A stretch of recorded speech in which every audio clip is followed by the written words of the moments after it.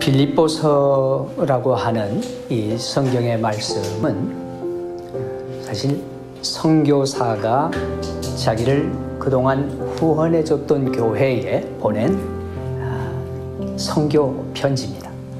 요즘 얘기하자면은 선교사의 기도 편지라고 얘기할 수가 있습니다.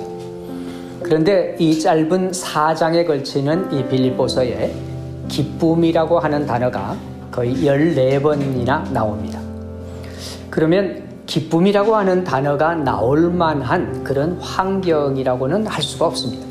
이제 선교사라고 일을 하다가 감옥에 갇혀 있는 바울, 이러한 환경들이 결코 기쁨이라고 할 수 없는, 기뻐라고 하는 그러한 단어를 사용하기가 쉽지 않은 그런 환경에 있는 바울이 자그마치 여기서 기쁨이라고 하는 것을 14번이나 얘기하고 있는 것은 도대체 무엇일까? 이 4장 10절에 보면은 그 가운데에서도 내가 주 안에서 크게 기뻐함은 이라고 얘기를 해요. 크게 기뻐함은. 도대체 기뻐한다고 하는 것도 보통 기뻐할 수 없는 그러한 환경에서 기쁨이라고 하는 단어를 얘기하면서 여기서는 크게 기뻐함은, 그래서 저는 이 성경을 쭉 읽어보면 묵상을 하면 계속 바울이 어떻게 해서 다른 것보다도 크게 기뻐할 수 있었는가? 그 크게 기뻐하는 이유가 바로 이 4장 10절부터 나오는 것입니다. 그 이유는 바울은 이렇게 얘기하고 있습니다.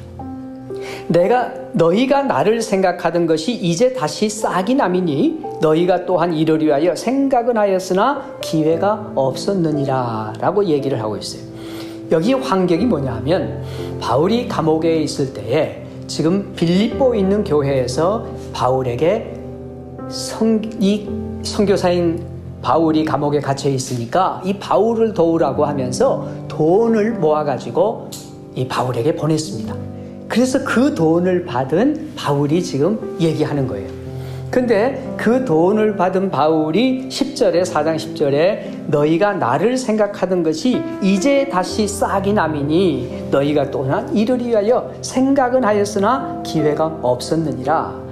그 전에 보니까 빌립보 교회에서는 바울이 선교사로 다니다가 본인이 이제 빌립보에 가서 교회를 개척을 한 것이었죠. 그러나 바로 교회를 개척하고 복음을 전하고 교회가 개척되고 그리고는 떠나게 됐습니다. 그때에 빌립보 교회는 바울이 떠나는 편에 선교를 더 할 수 있도록 후원을 했어요. 그리고 선교비를 보내고 나서 그 다음에도 계속해서 아마 바울을 후원하려고 했던 것 같습니다. 그렇지만 기회가 없었어요. 그러다가 이번에 바울이 감옥에 갇혔다고 하는 얘기를 듣고 그 바울을 돕기 위해서 보낸 그 선교비를 받은 바울은 그렇게 얘기를 하는 것입니다. 여러분들이 지금까지는 돕고 싶었지만 못 도왔는데 이번에 그런 기회가 왔을 때에 여러분이 그것을 생각하다가 이제는 이 기회를 잡고 여러분이 이렇게 선교비를 보냈으니 참 잘하셨습니다 라고 하는 거예요. 그러면서 그것을 내가 크게 기뻐한다고 얘기를 하는 거예요. 저는 이 바울이 선교사로서 자기를 후원하는 후원금이 왔기 때문에 크게 기뻐하는 것인가? 그런데 그런 것 같지가 않아요. 물론 선교사로 일을 하다 보면 참 어려운 환경에서 선교비를 보내준 분들을 생각하면 참 감사하죠. 그리고 그 선교비가 큰 힘이 될 수도 있습니다. 그런데 바울은 여기서 내가 크게 기뻐함은이라고 하는 이유가 다른 데 있는 것을 우리는 알게 됩니다. 우리는 이 말씀을 통해서 바울이 바로 헌신의 비밀을 깨달은 것이 너무나도 기쁘다, 크게 기쁘다라고 말하는 것을 알게 됩니다. 그것은 무엇이냐면 헌신이라고 하는 것, 우리가 하나님께 우리의 자신을 드릴 수 있다고 하는 것도 아무 때나 하고 싶다고 되는 게 아니에요. 기회가 있어요. 바로 그런 기회. 빌립보 교회는 그런 기회를 놓치지 않았다는 것을 바울은 지금 얘기하고 있는 것입니다.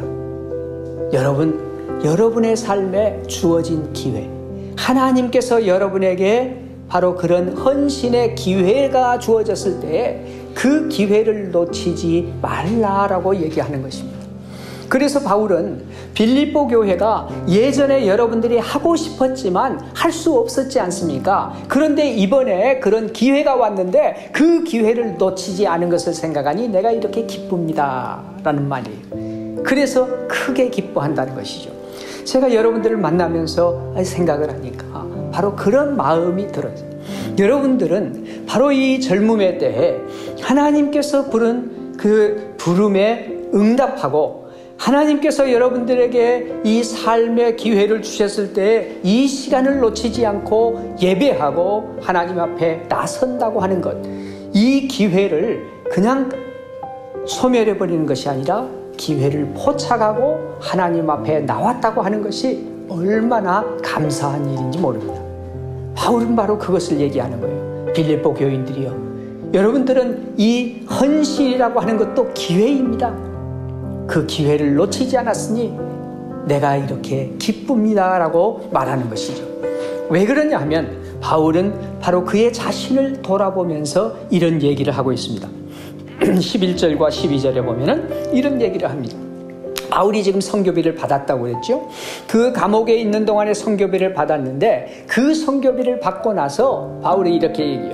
내가 궁핍함으로 말하는 것이 아닙니다. 나는 어떠한 형편이든지 자족하기를 배웠습니다.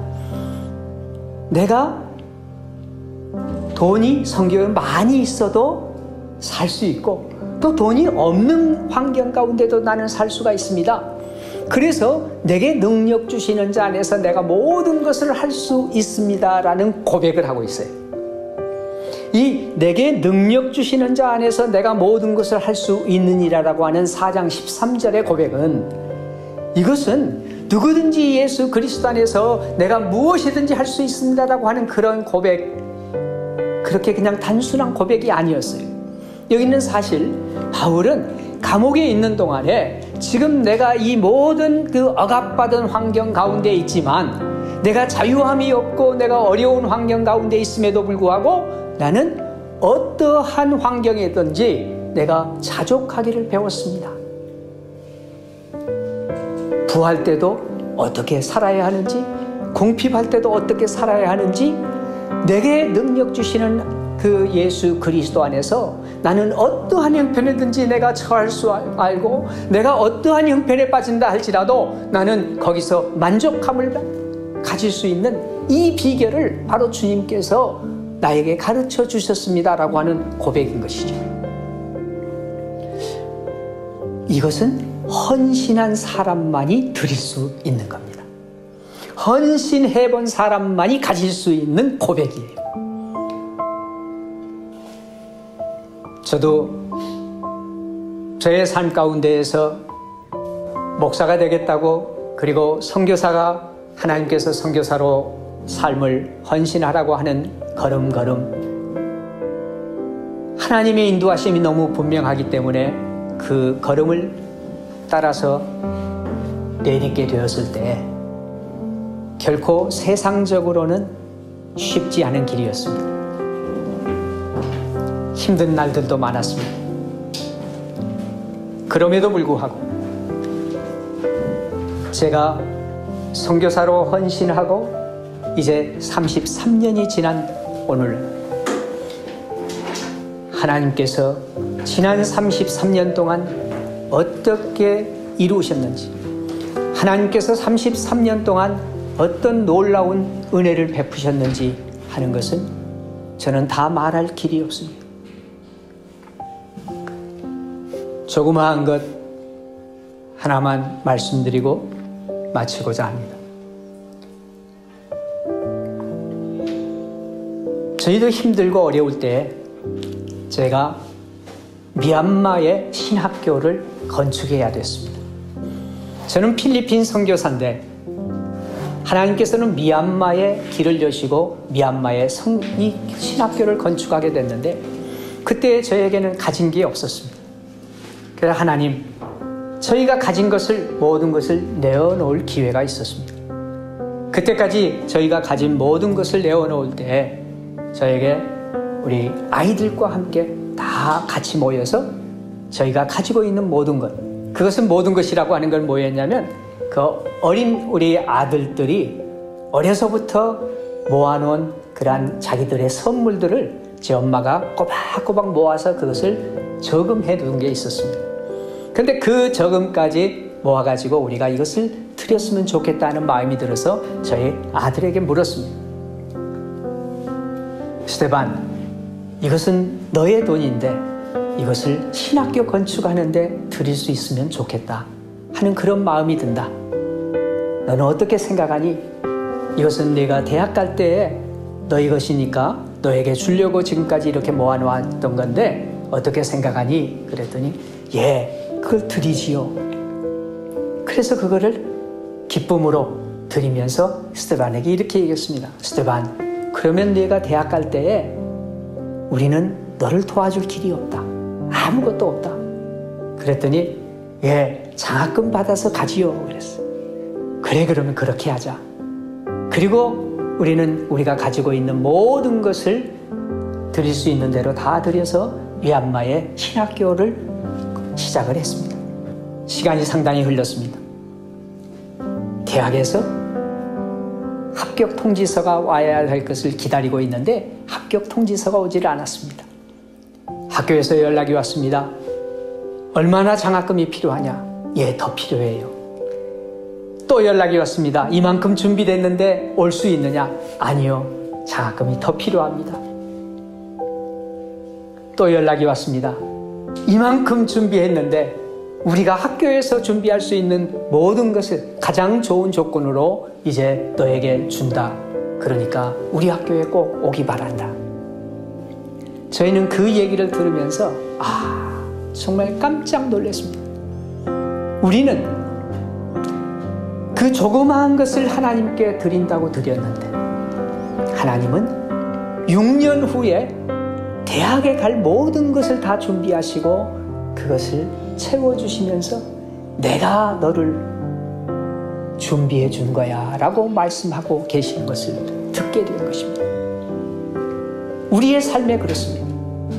우리가 조그마한 것을 하나님께 드린다고 할지라도 하나님은 그것을 다 기억하시고 하나님의 풍성하심으로 채우시는 분이 바로 우리 하나님이십니다. 빌립보서는 그렇게 얘기하고 있습니다. 빌립보 교인 여러분들이요, 여러분들이 헌신한 것은 정말 잘하셨습니다.